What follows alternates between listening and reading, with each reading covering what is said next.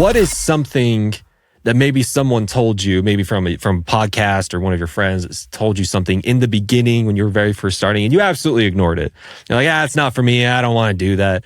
But you really wish you did. You really wish you would have listened to them. You wish you would have applied what they were saying. Is there something like that happened in the early days of Kill and Void? I was really skeptical of like the concept of musicians being able to really express emotions in their music.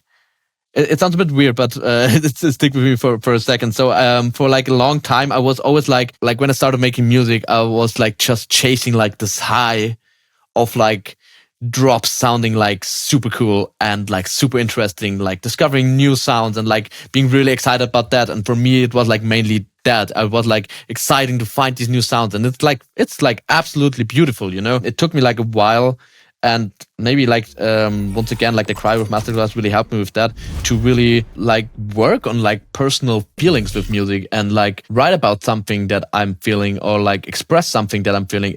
I don't know, I didn't do that for a very long time, or like, I don't know, it made me get so much closer to my own art. Like I'm feeling so deeply connected to like a lot of my music, because it's like they are just about like feelings that I had during certain times or that I still have. And it's not anymore like only about drop. I mean, the drop is beautiful, and the finding like fun sounds and like exploring sound design techniques, it's like absolutely beautiful. But having like a story around that and like writing about like my own feelings, writing my own lyrics and working with like vocalists, that has been like a really huge thing that I ignored for quite some time. Like, I mean, I think it's something that most people are aware of, that you can write about your own feelings, but to those people that still maybe, I mean, not everyone has to make emotional music, obviously. It's obviously super fine if you just wanna play around with sounds and make like very fun, I don't know, like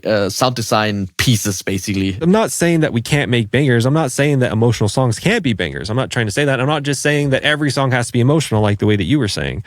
What I'm saying is that it leaves something to be desired when you leave one of both out. Meaning if you just make bangers, it leaves something to be desired for the more weighty topics, the more weighty concepts, the more emotionally dense topics. And if you just do the more emotionally dense topics and don't have the bangers in there, you know, there's something to be desired as well. Does that make sense? Could you agree with that? Yeah, sure. Like, I don't know, like for my artist project, I like to combine those. If people are happy with like just creating like one of those things and it's like fulfills them and it's fine with them, I couldn't live with only one of them. Yeah, and I think I'm there with you, because you're right. And if there are specific artists that just want to make bangers, that just want to make emotional music, you're right. We probably shouldn't, you know, poo-poo those. If it feels right with them, you know. I mean, I can personally just recommend everyone to try writing about your emotions and like dive into that, because it feels great and it brings you like so close to your own art. I've heard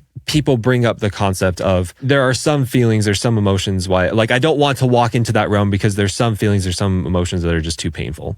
I can't handle that. You know, maybe I just don't have the words to fully adequately explain what I'm going through.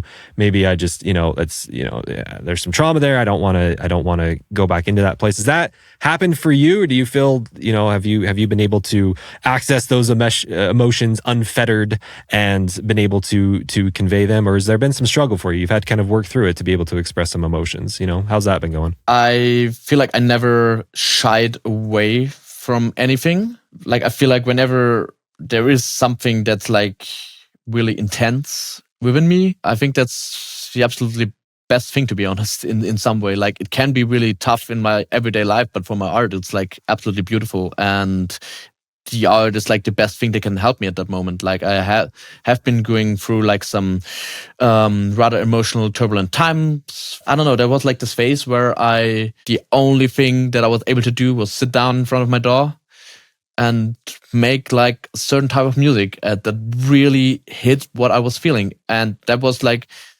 such a great thing. And like really beautiful things came out of that. And I think I was like also helping myself with making these things. And I don't know, I love the tracks that I made back then, and they helped me through going through these tough times. It came very easy to me to work through it with art. Like, it wasn't too scary to me, to be honest. I really liked I can understand that it can be scary for people, especially if you write lyrics about like very personal things, then you put it out there and it's for everyone to see. That's like an absolutely scary thing, to be honest. DAW Nation, listen very closely. This is not the end to this content. This was a teeny tiny little snippet from our full episode. You can check out the full episode in the link in the description. And when you go to the free episode, you can get a free pack over there. So go check it out right now. Why are you still here? Get out of here. Go check it out. We'll see you over there.